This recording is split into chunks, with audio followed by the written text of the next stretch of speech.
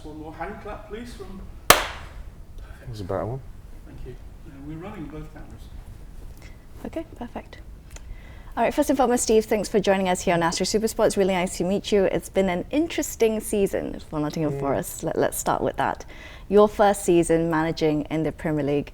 If you were to rate yourself out of 10, what sort of score would you give yourself for a season so far? I don't know about a score. It's definitely, so far it could have been better for sure, but definitely could have been worse. So to have that feeling, obviously we've experienced quite a lot, and what that does is giving us a real feel and exposure for what the Premier League demands of you, whether it's game day or media attention, and the expectations around, you know, trying to compete on a game by game basis is unique. There's no doubt about that, and it's a massive step up from the Championship. But we're really enjoying it. We are embracing all of the challenges, and obviously a lot's been said about all of the signings that we've made, and in a situation that's fairly unique. Well, it is unique. You know, the amount of players has come in has given us something that's never happened before. But that's come with its challenges, of course. But we've really enjoyed it so far, and we're really motivated to do well. And I feel like things are slowly improving. Of course, there's going to be more ups and downs beyond this, and there's a lot of improvement to be made to be really at the level of competing that we want to be. But so far we've given everything, and we've got to keep that as a minimum, and while trying to improve all of our ways. You mentioned about the signings. Was it something that you expected? Was it something that you wanted? Because it was quite a number. It's already difficult for managers to incorporate 4 or 5 signings in a window, but over 20. I think if you look back at the team that got promoted from the Championship, 5 of them starting team was loan players, so we didn't own them, if you like. So they went back, and the captain Lewis Grabban finished with the club. The goalkeeper Brice Samba went back to France. So we lost the mainstay of our team anyway. So you know, it was necessary that even if we stayed in the Championship, we were always going to bring a lot of players in the summer.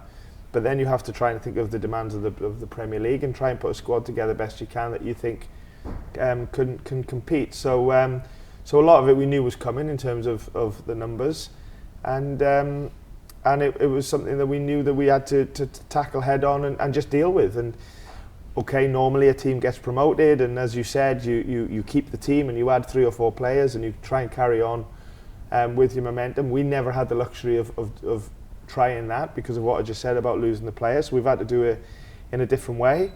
But this is us. This is who we are, and we have to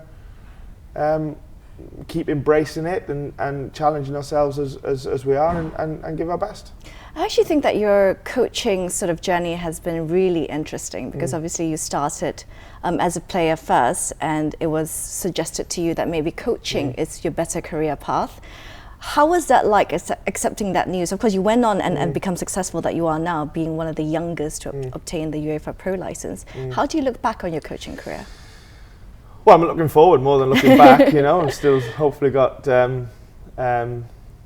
more years in the future than I've already done. But you're right. Excuse me, I didn't quite make it as a player, and was far from it looking back now of being a player. Although that was the dream, like many young boys.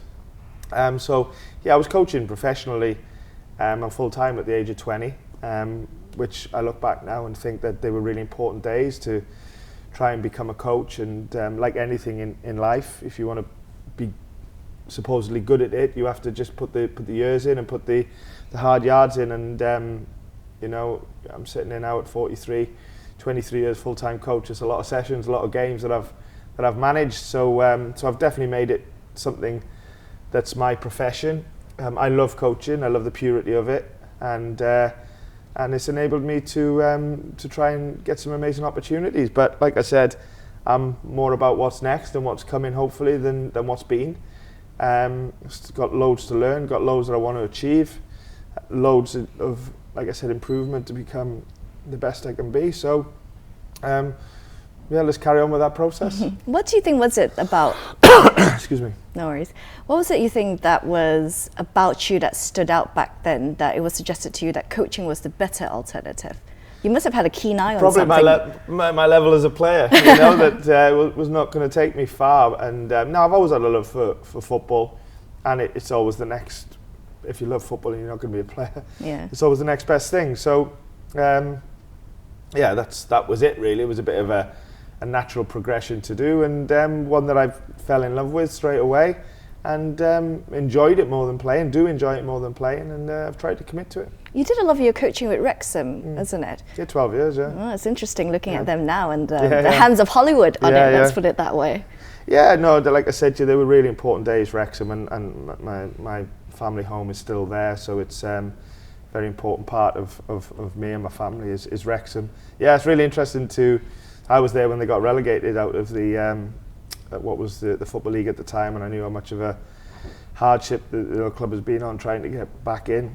I had to leave not long after that, and been to different places coaching, but obviously I've always stayed watching to see how WREXHAM have done and to see what's happening now, and the Limelight. glitz and glamour that's, you know, you see the TikTok on the shirt, and I see lots of WREXHAM shirts around my village and stuff like that, so it's nice to see, and I hope they continue to progress, and the town's had a lot of exposure as well, so it's good. It deserves it. Well, let's see. We're also excited to see Forest progress as well, because you had a difficult first part of the season, and you were under incredible, immense pressure. There was a period of time where you were on a losing sort of run.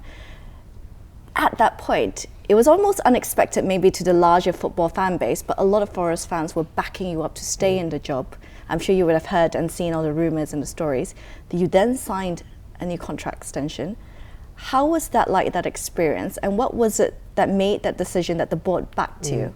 Well, I probably wasn't, I never will think about it as deeply as maybe you will with the question and others, because I always just think about can I be, you know, the best manager in Nottingham Forest today and then start again tomorrow, and things like that. And when Nottingham Forest wins, I'm as happy as anyone can be, and when we lose, I feel the pain as much as anybody. So, but I in all of them good and bad moments, I never think about what it means for me and the consequences, whether they're good or bad.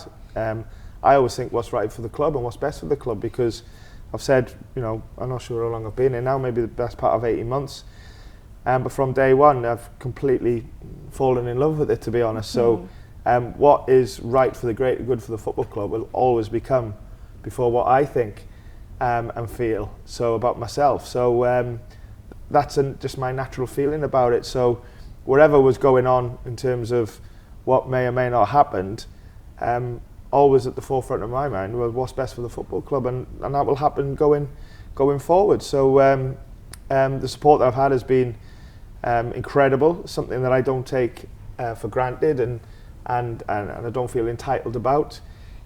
Whenever I feel support, equally I feel like I don't want to let them down, you know, and that's what drives me more than anything, if I'm being honest. So I hope that can continue, you know, for a long time. But I'm just sitting here now thinking, how do we beat Leeds? You know, that's the only thing in my mind, because I know that keeps the supporters feeling good about the club, and that gives me a lot of joy. Well, someone that has been bringing fans a lot of joy is Brennan Johnson. Obviously, we can't ignore his form of yourself as well, I'm sure. I mean, did you expect the sort of impact from him? Obviously, right after the World Cup, he just pretty much just was flying everywhere. Yeah, I did. Yeah, I believe in him. Like he can be wherever he wants to be. And I say that quite comfortably to you, because I know how hard I'm pushing him and how difficult I am with him. So behind the scenes, if you like, I am doing everything for him to be the best he can and to work even harder and be even better than what he's doing. He's obviously doing really well at the moment, but as I keep saying to him, you know, he's got to do really well all the time, you know, and that's his weekly challenge, you know. Even at Old Trafford last night, you know, he had some great moments in the game, and that's what we want from him. So what do you think his ceiling is? Why put a ceiling on it? You know, no need. Just concentrate on the next training session, concentrate on the next game, give everything. If not, I'll be watching and I'll be ready to tell him, and keep going, you know. So listen, we're only just over halfway through his and our first year in the Premier League, so it's not really the time to be talking about completion or we are very much in the process of trying to be at the level required, and Brennan's a really good example of that. Do you think there is a particular position, because he plays on the right wing, he plays as a second striker as well, he's a little bit versatile in that sense. Is there a position that you think brings out the best in him? No, I think it's about trying to get a game plan where we can get him in the space where he can have the biggest impact, and I think that's where the game is now. And for sure, for Forest to be at their best, they need Brennan to be at their best. So we've got to keep pushing on that. So no, I'm not going to say he's only an impact in a certain position, because I think he can offer more than that, and he does offer more than that. What we've got to do is try and get the right plan, which is inclusive of where he needs to be, game in, game out, to be at his best. From someone that's really young to someone who is incredibly experienced, recently signing Keylor Navas. Yeah, sorry. Obviously a very big figure, there's no doubt in his success. What is the plan here between Keylor Navas and Dean Henderson in the long term? Well, we don't need to talk about that now. I mean, I've only met Keylor today. Dean's at the moment, unfortunately, has been injured, so we've had to act on making sure the football club has enough strength and depth, not just in the goalkeeping department, but every department. So let's not forget Wayne as well, who's amongst that. So it's not something I'm thinking about. What I'm thinking about is the players that are obviously available for the next game, and trying to get the right team and the right plan to go and beat Leeds, you know. So that's just where we're at with it. Well, just one final one from me then. Let's talk Jesse Lingard very quickly. What sort of impact do you think he'll have for the second half of the season? Well, I hope a positive one. Is there's no doubt that Jesse has great experience, great quality, and really positive guy around the training ground, and his approach to his training.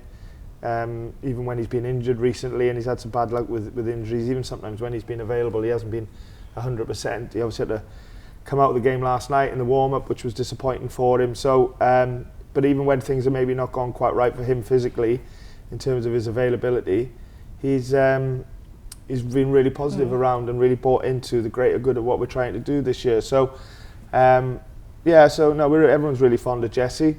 We want him to feel really good about himself, because if he feels good about himself and he's physically, you know, where he wants to be, then obviously he can have a great impact for us. Yeah, brilliant, Steve. We wish you, of course, all the best for the rest of the season.